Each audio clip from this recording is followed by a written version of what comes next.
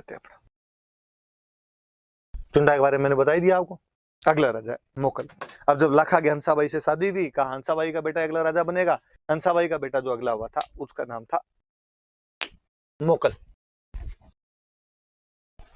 लाखा जी जल्दी एक्सपायर हो गए, मोकल तब तक छोटा ही था। तो साहब मोकल का गार्जियन कौन, मोकल का ध्यान कौन रखेगा? चुंडा ने कहा मैंने कहा था कि मैं केवल अपने सौतेले भाई को राजा नहीं बनाऊंगा बल्कि उसका ध्यान और रखूंगा।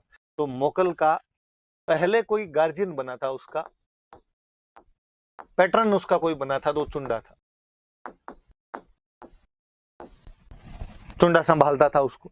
लेकिन जब चुंडा संभालता था तो हंसाबाई को डाउट रहता हमेशा, और हंसाबाई को लगता कि ये मेरे बेटे पे रोब जमाने की कोशिश कर रहा है, ये मेरे बेटे को डिस्टरबेंस करता है। और इसके मन में, इसने तब बंदों के बीच में कह तो दिया था कि मैं अगला राजा नहीं बनूंगा, पर इसके मन में आज भी राजा बनने की है, ये राजा बनना चाहता है, और इस वजह से ये मेरे बेटे को तंग करता रहता है। और इसके माध्यम से ये सीट पे इसको बिठा रखा है, बाकी पूरा कंट्रोल इसके हाथ में। मनमोहन सिंह सोनिया गांधी वाली सी बात हो रखी, पूरा कंट्रोल इसने ले रखा है अपने पास में। और उसने एक दिन चुंडा जी को बुलाकर, क्या तरीका है, जब खुद ने लोगों के बीच में कह दिया था मोकल राजा बनेगा, मेरा बेटा राजा बनेगा, तो क्यों तंग करते रहते हो? मैं तंग कहां करता हूँ, मैं उसका गार्जियन हूँ, संरक्षक हूँ, वो बच्चा है, समझाऊं तो सही क्या करना है क्या नहीं करना है। उसने कहा सब समझ में आता है उसको, सब पता है, और आपको कोई ज्यादा ना समझाने की ना आवश्यकता नहीं। बड़ा बुरा लगा चुंडा को। चुंडा को लगा कि, चुंडा ने कहा इसका मतलब आपको मेरे पे डाउट है? उसने कहा पूरा, मुझे पूरा डाउट है। हंसाबाई ने कहा, चुंडा जी ने कहा कि जब आपको इतना डाउट है तो मैं तो मेवाड़ में रहूंगा ही नहीं, मैं कहीं और नौकरी कर लूंगा। और कहते चुंडा जी मेवाड़ छोड़ के चले गए थे। मेवाड़ से आगे मध्य प्रदेश की तरफ जाते तो मालवा आ जाता था, और मालवा में उस टाइम सुल्तान हुआ करता था होसंग शाह, और मालवा के सुल्तान होसंग शाह के पास जाके नौकरी कर ली थी। अपने कमा के कहीं खा लेंगे यार, यहाँ कोई रहना अपने को जरूरी थोड़ी है। अब जब चुंडा जी चले गए तो हंसाबाई को लगा यार यार गलती हो गई, वास्तव में संभाल तो चुंडा जी रहे थे इतना दिन तक, अब कौन संभालेगा? तो हंसाबाई को अपना भाई याद है। अभी मैंने बताया था हंसाबाई का एक भाई था रणबल। अब थोड़ी सी बात वापस सुनो। मारवाड़ में राजा कौन थे? मारवाड़ के राजा भी चुंडा थे, और चुंडा की राजकुमारी थी हंसाबाई। राजकुमार का नाम क्या था? रणबल। रणबल बड़ा था। स्वाभाविक रूप से जब यदि मारवाड़ वाले चुंडा की जब डेथ होती है तो अगला राजा कौन बनना चाहिए? रणबल। पर पहले क्या होता था, ज्यादा शादियां हुआ करती, एक राजा खूब सारी रानियां रखा करता था, और कोई रानी जो प्रिय रानी होती उसका जो बेटा है उसको अगला राजा बना देते। और ऐसे ही चुंडा ने रणमल को तो राजा बनाया नहीं, अपनी किसी रानी के प्रभाव में अगला राजा बना गया कान्हा को। तो रणमल बेचारा बेरोजगार ही था, इसलिए हंसाबाई ने रणमल को मैसेज किया कि भैया रणमल, तुम्हारे पास उधर तो कोई रोजगार है नहीं, तुम इधर मेवाड़ आ जाओ, इधर हमारी नई वैकेंसी आएगी, इसमें फॉर्म भर दे, इसमें आगे तैयारी कर ले। तो रणमल को हंसाबाई ने वहां बुला लिया और बुला के मोकल का गार्जियन बना दिया। तो मोकल का सेकंड गार्जियन कोई बना था तो रणमल था, मामा एक तरीके से। तो रणमल यहाँ पे आगे गार्जियन बन गया। रणमल यहाँ पे कई दिन तक रहा, और रणमल ने यहाँ पर आगे व्यवस्था वगैरह एकदम दुरुस्त कर दी, थोड़ा एकदम मोकल को सही सिखा दिया क्या करना है क्या नहीं करना है। फिर एक दिन हंसाबाई के पास गया, उसने कहा दीदी अब मैंने यहाँ पे सिखाई दिया, अब मैं वापस चला जाऊँ? हंसाबाई ने कहा थैंक यू, अब तू जा सकता है। दीदी एक मन की बात और थी, आपको तो मैं कर लूँ क्या? बताओ, क्या आपको तो पता है अपने पापा चुंडा जी जब मरे तो राजा बनने का नंबर मेरा था? हाँ भाई तेरा था, पर वो कान्हा को बना के चले गए। हाँ पापा बना गए, मैं तो क्या ही कर सकती हूँ। कान्हा की भी डेथ हो गई, अब तो उसकी जगह सत्ता बना हुआ है।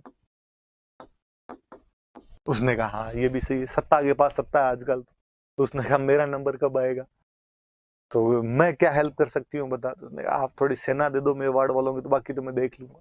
तो कहते हैं वहां से मेवाड़ की सेना लेके आया रणमल, यहाँ पे आके मारवाड़ की गद्दी पे कब्जा कर लेता है, सत्ता को नटा के। तो यहाँ पर भी रणमल राजा बन जाता है बाद में। तो रणमल इधर राजा बन गया और मोकल उधर राजा बना हुआ है। ये तो मोकल की शुरुआती थोड़ी बातें याद रखना आपने, कि इधर पहले संरक्षक चुंडा बने थे, फिर चुंडा पे हंसाबाई जब डाउट करती है तो वो मालवा के राजा होसंग शाह के पास चले जाते हैं, फिर रणमल बनता है, और फिर रणमल मेवाड़ वालों की सहायता से अपने मारवाड़ पे भी कब्जा करता है। तो सामान्य सी बात है। अब अपने तो पढ़ने वाली बात ही है कि अपने मोकल के बारे में, मोकल ने क्या क्या किया राजा बनने के बाद।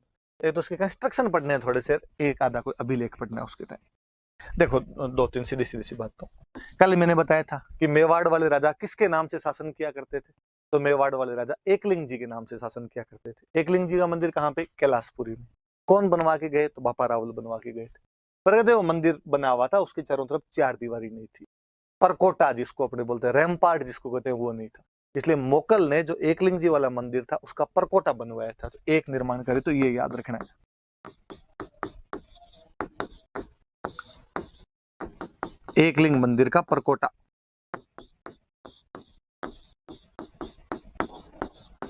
परकोटा बनवाया था, रैम्पार्ट बनवाया था।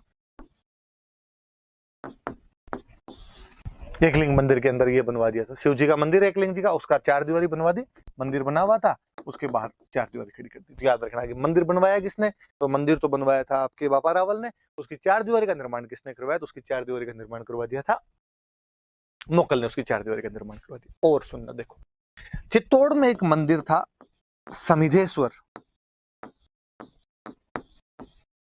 इसका रिकंस्ट्रक्शन करवाया था, हिंदी में बोले तो इसका पुनर्निर्माण करवाया था। एक तो मैंने कल बताया था जिनमें पीछे स्वर लगे वो शिव जी के मंदिर है। समिधेश्वर चित्तौड़ में एक शिव जी का मंदिर है, उसका ये क्या करवा रहा है, रिकंस्ट्रक्ट करवा रहा है।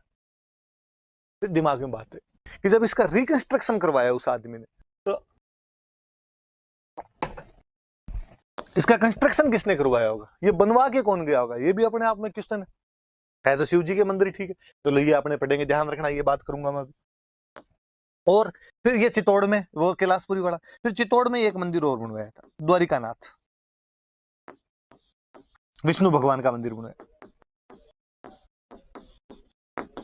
और केवल मंदिर ही नहीं बनवाया था, इसके पास में एक तालाब भी बनवाया था, पौंड, पौंड बनवाया था। और क्या कंस्ट्रक्शन करवाया इसने, एक भाई थे बाघ सिंह, बाघ सिंह की डेथ हुई तो उनके नाम पे एक पौंड और बनवाया था, बागेला,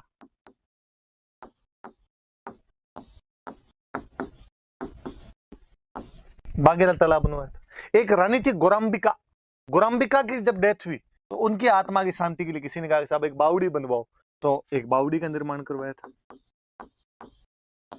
बावड़ी क्या होती है, तो ये आपके सीढ़ीदार कुएं, मतलब ऐसा कुआं जिसमें नीचे उतरने के लिए आपको सीढ़ियां दी गई हो, स्टेप वेल जो होते हैं उनको बावड़ी बोलते थे। तो वही धर्म पुण्य के काम करवाने, तो किसी आत्मा की मोक्ष के लिए बावड़ी का निर्माण करवा दिया। तो ये ध्यान रखना, एकलिंग जी का मंदिर है, बना हुआ था पहले, उसका परकोटा बनवाया।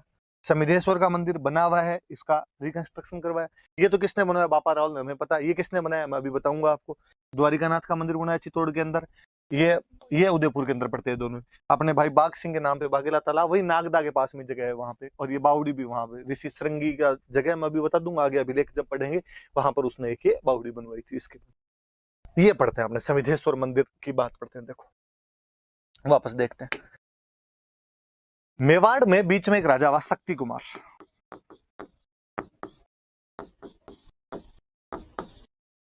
कल मैंने शक्ति कुमार का 1034 ईस्वी के आसपास का एक नहीं 977 ईस्वी के 1034 ईस्वी का विक्रमी संवत, उसके आसपास का मैंने एक अभिलेख बताया था आपको, आठपुर अभिलेख, आहड़ का एक अभिलेख बताया था, आठपुर का दो, आहड़ अभिलेख का दो।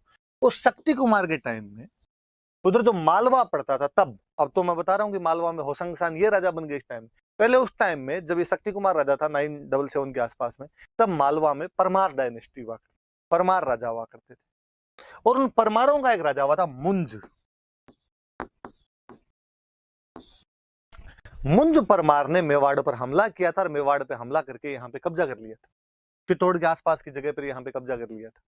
ये जो मुंज हुआ था, मुंज के बाद में यहाँ पे जो नया राजा बना था, मुंज का भाई बना था कोई सिंधु राज नाम करके। सिंधु राज के बाद में इसका बेटा बन गया था, और उसका नाम था भोज। परमार डायनेस्टी के लोग। और ये जब भोज बना था राजा, कब्जा मुंज ने किया, याद रखना। कोई पूछे मालवा वाले परमारों ने इधर कब्जा किसके टाइम में किया था, तो मुंज के टाइम में। मेवाड़ का राजा कौन था, शक्ति कुमार राजा था। और इस भोज ने यहाँ पर, इस भोज की एक उपाधि थी त्रिभुवन नारायण। त्रिभुवन नारायण इसकी एक उपाधि थी, और इसने त्रिभुवन नारायण अपनी उपाधि के नाम पर यहाँ पर एक शिव जी का मंदिर बनवा दिया, और उस शिव जी का नाम था त्रिभुवन नारायण मंदिर। धीरे धीरे उसी का नाम चेंज होते होते, अब किसने क्या कब किया एग्जैक्टली कुछ है नहीं, पर उसी का नाम हो गया था समिधेश्वर। और ये जो समिधेश्वर मंदिर है, इसका पुनर्निर्माण किसने करवाया, तो अपने मोकल ने करवाया। अब 2-3 बातें कि समिधेश्वर मंदिर कहां पर है, चित्तौड़। इसका निर्माण किसने करवाया, तो भोज परमार ने। तब इसका नाम क्या था, तो त्रिभुवन नारायण मंदिर नाम था। त्रिभुवन नारायण मंदिर नाम क्यों था, क्योंकि भोज की उपाधि थी त्रिभुवन नारायण। पुनर्निर्माण किसने करवाया, तो मोकल। और बाद में इसका नाम बदलकर क्या हो गया था, तो इसका समिधेश्वर हो गया था। किसका मंदिर है, तो शिव जी भगवान का मंदिर है। तो परमारों ने चित्तौड़ में कैसे करवा दिया, तो मुंज परमार ने शक्ति कुमार के टाइम में मेवाड़ पर हमला किया था, चित्तौड़ पर कब्जा कर लिया था। कालांतर में उसके भाई का बेटा जो था भोज, उसने यहाँ पर इस मंदिर का निर्माण करवाया था। अब अपने को वैसे तो ये बात नहीं पता चलती कि ऐसे ऐसे मुंज आ गया था और उसने किया था। अब एक अपने को इसी टाइम का 997 ईस्वी का एक अभिलेख मिलता है। अपने पाली में एक जगह पड़ती है हस्तिकुंडी, हटुंडी बोलते हैं अब तो, एक हस्तिकुंडी अभिलेख मिला है। किसी धवल नाम के राठौड़ राजा का अभिलेख है।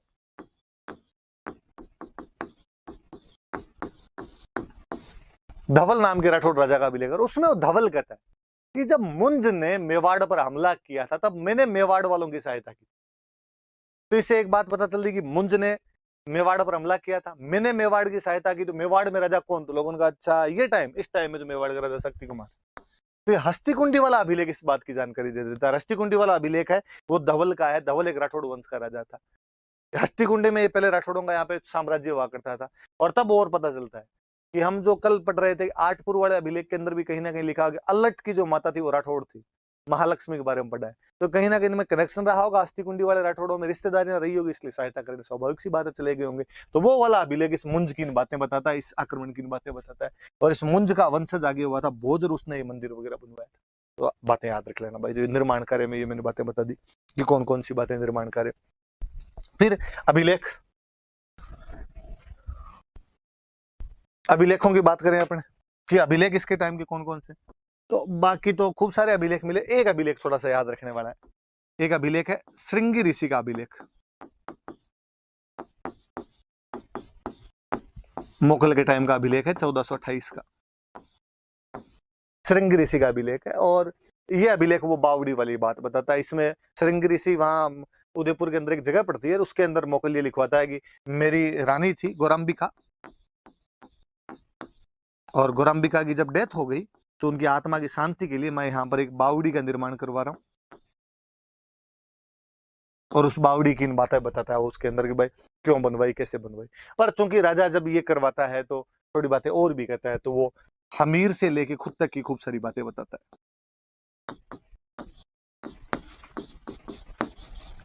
ये थोड़ा याद रख लेना कि ऋषि श्रृंगी का अभिलेख कौन से राजा संबंधित, तो मोकल से, हमीर से मोकल तक की जानकारी देता है। वो था हमीर हमारे बहुत बड़ा राजा, और हमीर राणा वो जो ब्रांच है उसका तो पहला ही राजा था।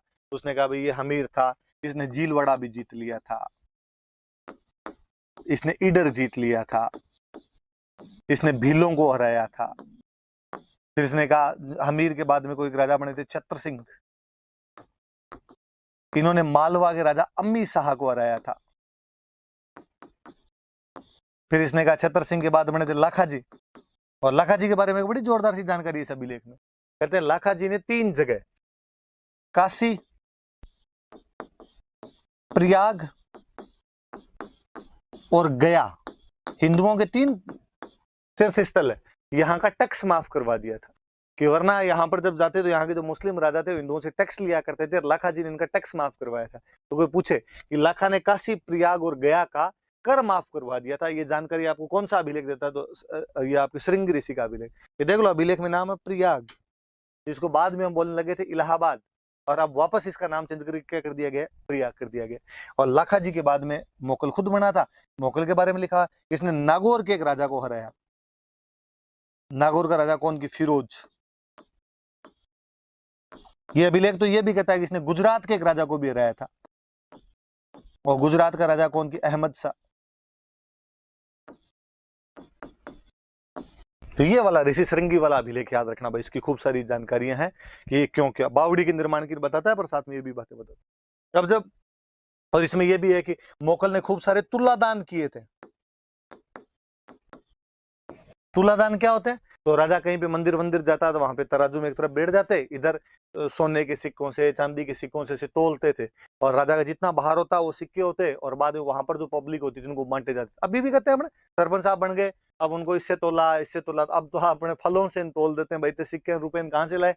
राजा महाराजा पहले ऐसे सिक्कों से, रुपयों से भी तुला करते थे। तो तुलादान खूब वर्णन, इसका सबसे अच्छा तुलादान बताया हुआ है कि पुष्कर के अंदर एक वराह मंदिर है, इसमें तुलादान करवाया था।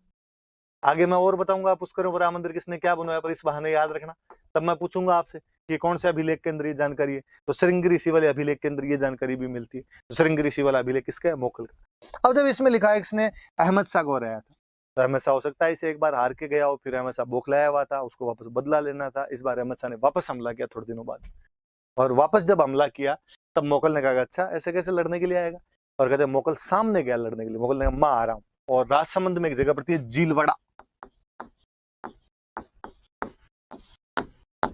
राजसमंद में अपने जगह एक जीलवाड़ा, जो पहले लिखा हुआ है कि जीलवाड़े को जीत लिया था, उस जीलवाड़ा में सेना को रोकने के लिए गया। उधर से अहमद शाह आ रहा है गुजरात की तरफ से, मोगल अपनी सेना लिए बैठा हुआ है कि इसको अपने रोकेंगे। और तभी वहां पर ये जो एक मैंने बीच में आपको एक राजा बनाया 71 सिंह, इनके पासवान मतलब इनकी कोई दासी थी, उस दासी के 2 बेटे थे, चाचा और मेरा। ध्यान रखना ये नाम है चाचा और मेरा, मेरा चाचा नहीं है, माई अंकल कर लो आप। नाम है इनके, एक का नाम है चाचा और एक का नाम है मेरा। ये कोई मोकल से पुरानी किसी बात को लेके थोड़े बहुत नाराज चल रहे थे। एक बंदा इनके साथ में और जुड़ा, महपा पंवार, और इन तीनों ने मिलके वहां मोकल कहते हैं अपने कैंप के अंदर बैठा हुआ था। ये मोकल के सिपाही थे, मोकल की सेना में थे, लेकिन मोकल से किसी बात को लेकर रंजिश थी। ये गए, इन्होंने वहां पे जाके मोकल को मार दिया। तो मोकल को जीलवाड़ा नाम की जगह पर मारा गया था। उसमें मोकल किसके हमले का वेट कर रहा था? गुजरात के अहमद शाह के हमले का वेट कर रहा था। और किसने मारा? तो चाचा, मेरा और महपा पंवार नाम के 3 बंदे थे, उन्होंने मार दिया था। कहते हैं कि उस दिन वो मोकल के बेटे को भी मारने वाले थे। मोकल का बेटा था कुंभा, लेकिन कुंभा को साथ वालों ने बता दिया, कुंभा तेरे पापा को तो मार दिया, तेरे को और मारेंगे। कुंभा ने भाई साहब चप्पले हाथ में ली और वहां से सीधा चित्तौड़ आके रुका था आपने। तो कुंभा तो बच गया था, लेकिन उन्होंने मोकल को मार दिया था। तो मोकल को जीलवाड़ा नाम की जगह पे मार दिया। अब जब राजा मर गया तो अब क्या करें? तो रानी थी, मोकल की एक रानी थी कमलावती, बहादुर महिला थी कमलावती। का कोई बात नहीं, युद्ध तो होगा, जरूर होगा, और कल मैं लड़ लूंगी। तो कहते हैं अहमद शाह का सामना यदि दूसरे दिन किसी ने किया था तो कमलावती ने किया था, और अहमद शाह को वहां से वापस मोड़ दिया था। अहमद शाह मेवाड़ का कोई ज्यादा नुकसान नहीं कर पाया था। तो ये मोकल। फिर मोकल के बेटे थे कुंभा, मेवाड़ के सबसे यशस्वी, सबसे प्रमुख, सबसे प्रतापी कोई बड़े राजा हुए। और मेवाड़ नहीं, मैं तो कहूँ भारत के इतना बड़ा जुझारू राजा कोई नहीं हुआ होगा। उनकी बातें हम कल करेंगे। कल के हम पढ़ेंगे कि कुंभा के बारे में क्या था क्या नहीं था। ये वाले राजा आपने याद रखना। आज वाले में तो कुछ ज्यादा बातें नहीं थी, कहानियां ज्यादा थी, और आप याद कर लेना। थैंक यू, धन्यवाद।